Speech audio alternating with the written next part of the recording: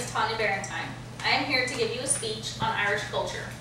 By the time I finish my speech, you will know different aspects in the Irish culture and what makes them unique. Do you know what culture you belong to? You will discover somewhere in your bloodline there is some Irish. The Irish is a very unique culture. From the food they make, music they play, crafts, stories, and their religion. Popular Irish foods include lamb, Irish stew, homemade cheeses, fish, and baked bread. Today, traditionally, Irish began their day with a big breakfast called a fry, which consisted of fried eggs, sausage and bacon, grilled tomatoes, brown bread, black or white pudding, which is a sausage meat or a meat sausage.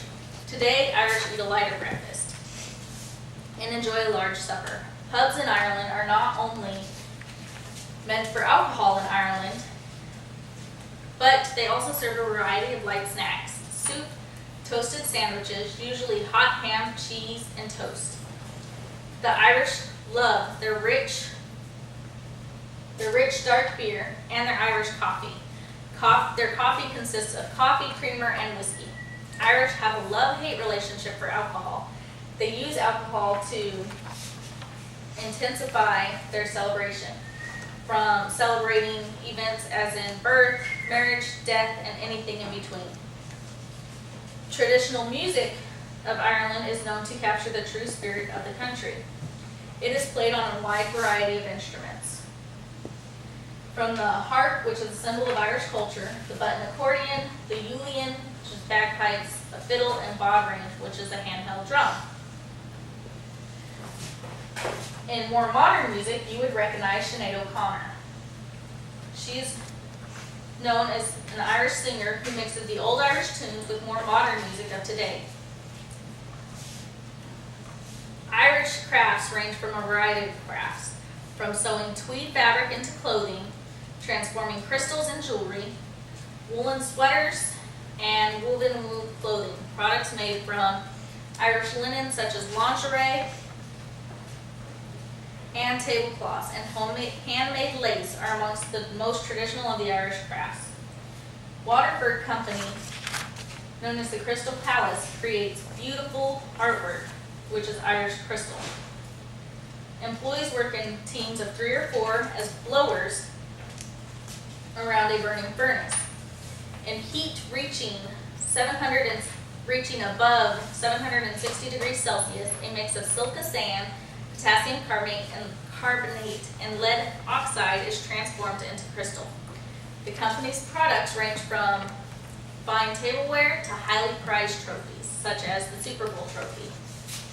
Jewelers base their designs on traditional Celtic patterns and myths. The common piece of Irish jewelry is the Clodagh ring, which its pattern consists of a heart, a crown, and 2 hands holding the heart.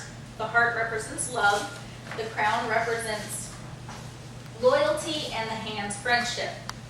Irish culture is built on mythical and factual stories. Some of the mythical stories consist of fairies and leprechauns, or the little people. Fairies are known to bring bad luck. They dwell in mounds and fairy wrath, and so farmers today still leave their mounds untouched. Leprechauns were said to bring good luck. If you could catch them, if you were lucky enough to catch one of these little guys, they would have to lead you to their gold. But if you took your eyes off of the leprechaun for even an instant, it would surely vanish. If you ask an Irishman if they believe in leprechauns, he might get offended because of the stereotypes, but surely he wouldn't deny it. A factual story is that of St. Patrick. St. Patrick was a man who was born in Western Britain. At the age of 16, he was kidnapped by Irish raiders. He tended to sheep for 6 years before escaping back to Britain. He had a dream that the Irish people were crying for his return to Ireland. So he returned and spent the next 30 years converting Irish people to Christianity and establishing churches. He spent 40 days of Lent on Krog Mountain, a mountain sacred to the pagan god Crum, and claimed the site for Christianity.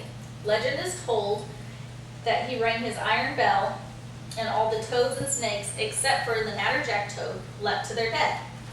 It is also told that it released all the children of the ocean god Lur from a spell that turned them into swans. This is why the Irish celebrate St. Patrick's Day. Ireland is a predominantly Catholic population. Today, 90% of residents in the Republic are Catholic. Today, 90% of the residents in the Irish Republic are Catholic.